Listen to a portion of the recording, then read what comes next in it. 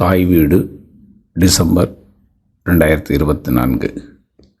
பாரதி பாடிய வீரர் பிரான் கட்டுரை எழுதியவர் கிருங்கை சேதுபதி. மகாகவி பாரதியாரின் பன்முகத்தன்மையை தரிசனப்படுத்தும் பலரது படைப்புகள் தமிழில் மிகுதியாக வெளிவந்துள்ளன. குறுகிய கால எல்லைக்குள் தோன்றி மறைந்த அவர் தன் இருப்பு காலத்தில் எடுத்த முயற்சிகளும் முடித்த பணிகளும் நூற்றாண்டு செழுமை கொண்டவை, ஆழ அகல பரிமாணங்கள் மிக்கவை. கவிஞராக, கதாசிரியராக, இதழாளராக, அரசியலாளராக, கட்டுரையாளராக, சொற்பொழிவாளராக, மொழிபெயர்ப்பாளராக, குடும்ப தலைவராக, பன்முக பரிமாணம் கொண்ட மனிதராக விளங்கிய பாரதிக்குள் இருந்த சித்த மனோபாவம் மொத்தமாய் வெளிப்பட்ட இடம் புதுச்சேரிதான். அதனை தொட்டு துலக்கிய குருமார்கள் அவருக்கு அங்கேதான் கிடைத்தார்கள். அவர்களுள் பாரதியை பெரிதாக ஆட்கொண்டு அவருடன் பல்வேறு சூழல்களில் இணைந்து இருந்து நெறிப்படுத்தியவராக குள்ளச்சாமி தெரிகிறார்.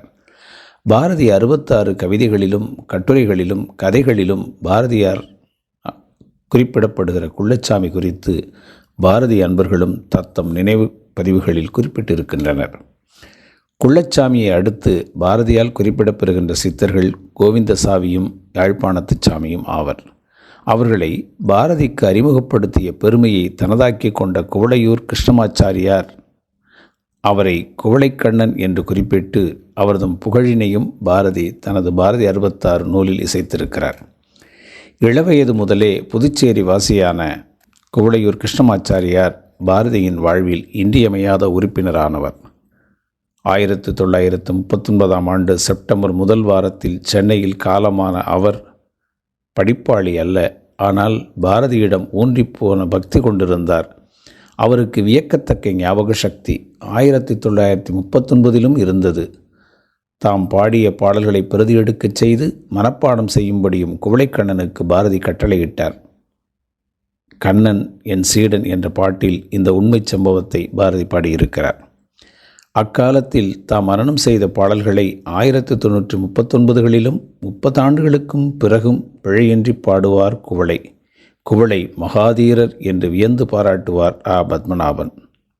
காரணம், 1921 சென்னை திருவல்லிக்கேணி பார்த்தசாரதி கோவில் யானையின் காலடியில் பாரதி கிடந்த சமயம் தாவி எடுத்து காத்தவர் இவர்.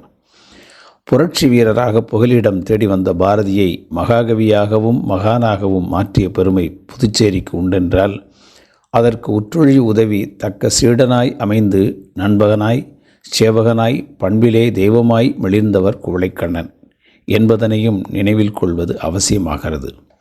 அது குறித்த தேடலாய் இக்கட்டுரை விரிகிறது. புதுவைக்கு வந்த புரட்சி வீரர் பாரதி பத்திரிகையாளராகவும் தீவிர அரசியலாளராகவும் சென்னையிலேங்கி வந்த பாரதியை ஆங்கிலேய அரசு கைது செய்து சிறையில் தள்ள முயற்சி செய்த காலத்தில் தலைமறைவாகிவிடுகிறார் அவர். தன்னொத்த புரட்சியாளர்களையும் தலைவர்களையும் போல சிறை செல்ல விரும்பிய பாரதியை வெளியிலிருந்து பணி செய்ய வற்புறுத்துகின்றனர் அவர்தம் நண்பர்கள். அதன்படி புலம்பெயர்ந்து செல்லும் இடம் புதுச்சேரி என்பதை தெரிவு செய்து கொண்டாலும் முன்பின் அறிமுகமில்லாத ஊருக்கு ஆங்கிலேய காவல் அதிகாரிகள் ஒற்றர்கள் அறியாமல் செல்வது எப்படி? யாருக்கும் தெரியாத வண்ணம் சைதாப்பேட்டையில் ரயிலேறி புதுவைக்கு போனார் என்று செல்லமாளும் பாரதியின் சில நண்பர்களும் சொல்கிறார்கள். ஆனால் அவர் படகேறி பயணம் செய்து மரக்காணம் வந்து இறங்கி புதுவையில் புகுந்தார் என்பது நீதியரசர் தாமோதர ராவ் தரும் வரலாற்று பதிவு. இவர் டாக்டர் நஞ்சுண்டராவின் பேரர்.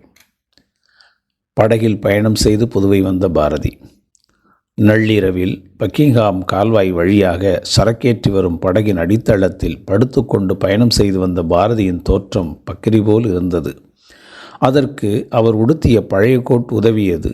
ஆபத்து வந்தாலும் அரணாகி பாதுகாக்க ராமன் நாயர் என்னும் காப்பாளரை உடன் அனுப்பி பத்திரமாக ஊர் சேர்த்து வரச் சொன்ன டாக்டர் நஞ்சுண்டராவ் ராமன் நாயர் திரும்பி வந்து உறுதிப்படுத்திய பின்னரே உறங்கப் போனார் என்பதை உடனிருந்து பார்த்த அனுபவத்தை தாமோதர ராவ் தன் நாட்குறிப்பில் பதிவிடுகிறார்.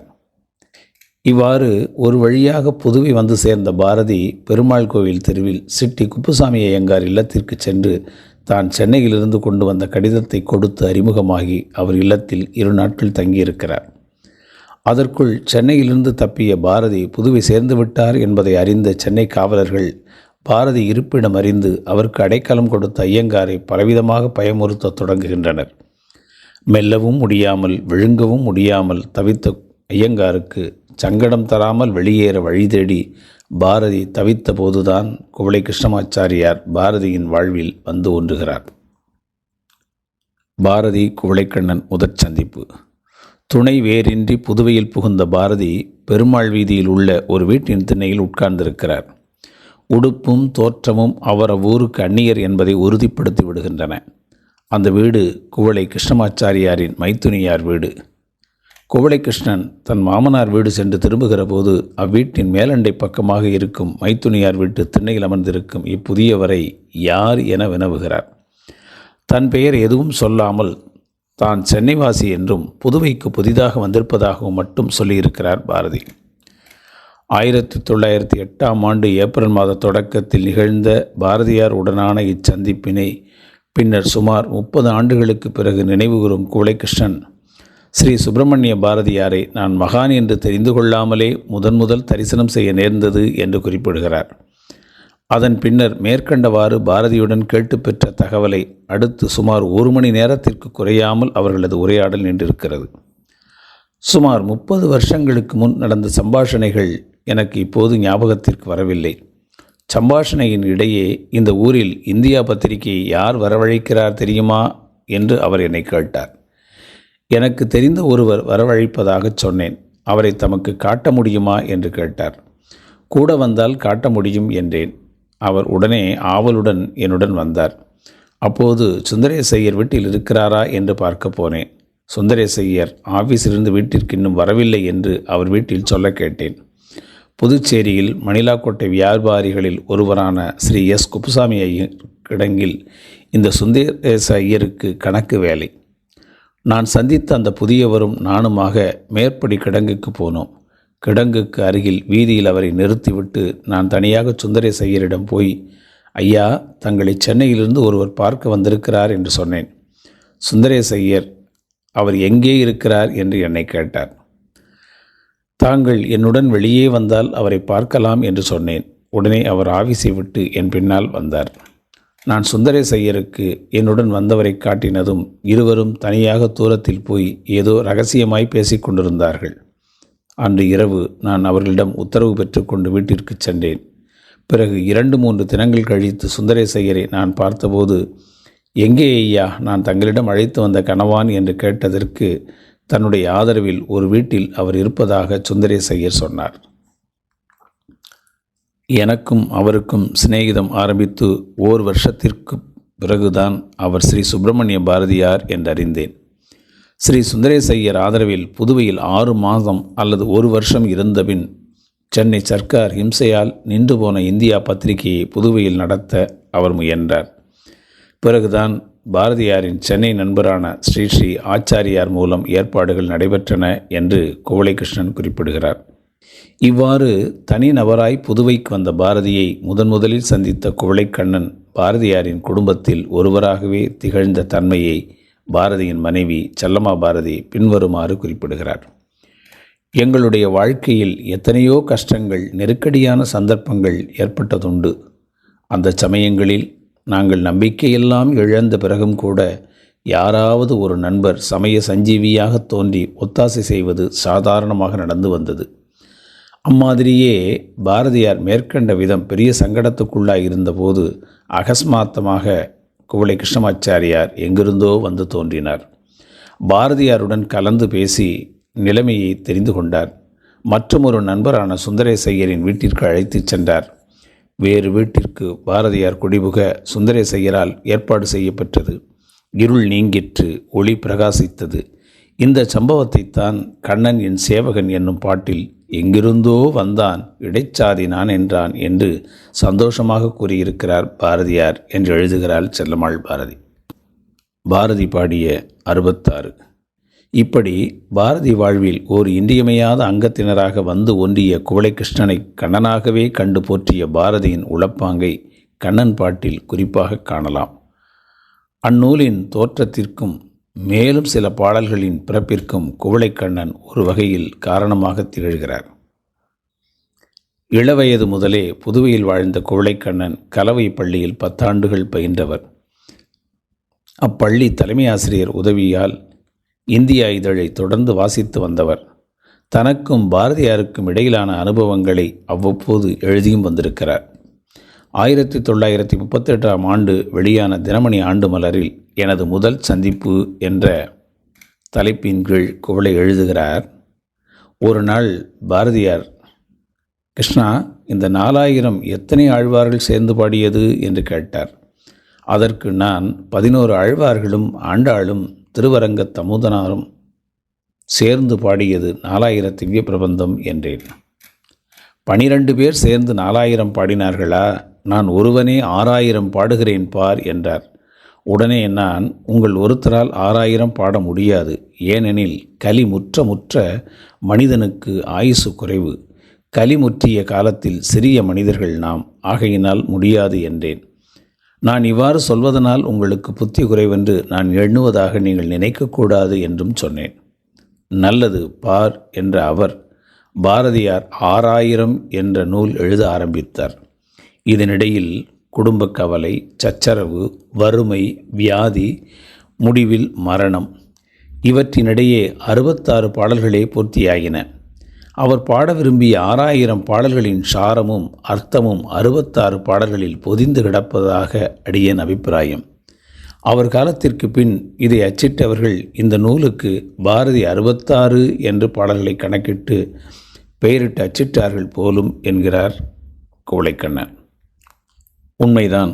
பாரதியின் கையெழுத்து பிரதியாக இதனை கண்டு 1923ஆம் ஆண்டு பாடல்களின் எண்ணிக்கை அடிப்படையில் பெயர் சூட்டி வெளியிடப்பெற்றிருக்கிறது இந்நூல்.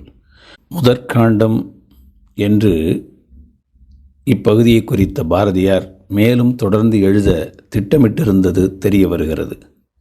இடையில் ஏற்பட்ட நெருக்கடிகளை குடும்ப கவலை, சச்சரவு, வறுமை, வியாதி என ஓரிரு சொற்களில் குவளைக்கண்ணன் குறிப்பிட்டிருப்பது மிகச்சரியான உண்மை.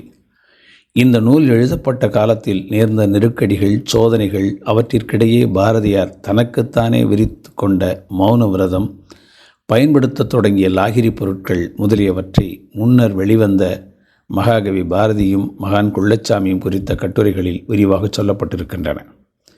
குள்ளச்சாமி குறித்த தகவல் எதுவும் சொல்லாத குவளைக்கண்ணனுக்கு கோவிந்தசாமி, யாழ்ப்பாணத்து சாமி ஆகியோருடன் நல்ல தொடர்பு இருந்திருக்கிறது.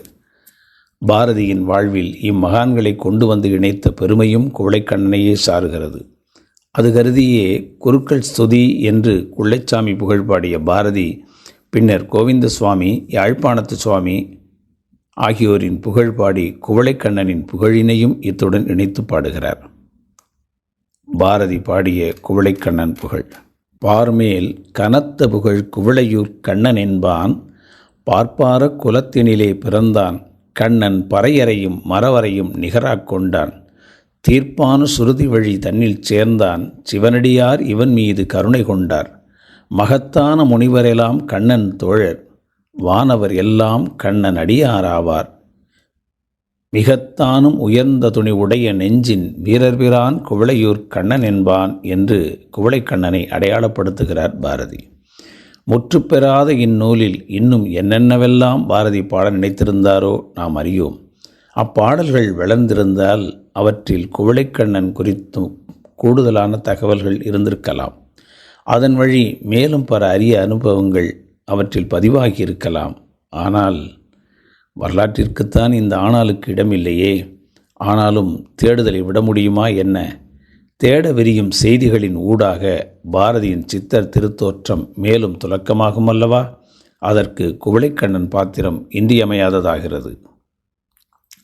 எங்கிருந்தோ வந்து பாரதியின் புதுவை வாழ்வில் இணைந்து கொண்ட குவளைக்கண்ணன் பாரதியாரின் சென்னை வாழ்விலும் துணையாகி நின்றது அதிசயம். வழிப்போக்கனாய் வந்து பாரதியின் சீடனாகி குருநிகர்த்த தெய்வதமாகி மெளிர்ந்த குவளைக்கண்ணனை பாரதியின் கண்ணன் பாட்டில் ஒரு சில இடங்களில், குறிப்பாக கண்ணன் என் சீடன் பாடலிலும் பாரதி 66இல் 2 பாடல்களிலும் வெளிப்படையாக கண்டுணர முடியும்.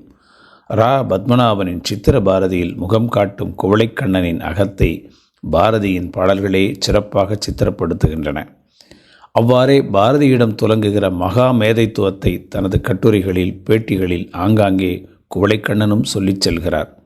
அவற்றையெல்லாம் ஒரு சேர தொகுத்து பார்ப்பது பாரதியின் சித்தர் திரு தோற்றத்திற்கு மேலும் வலுச்சேர்க்கும் என்பது உறுதி. நன்றி.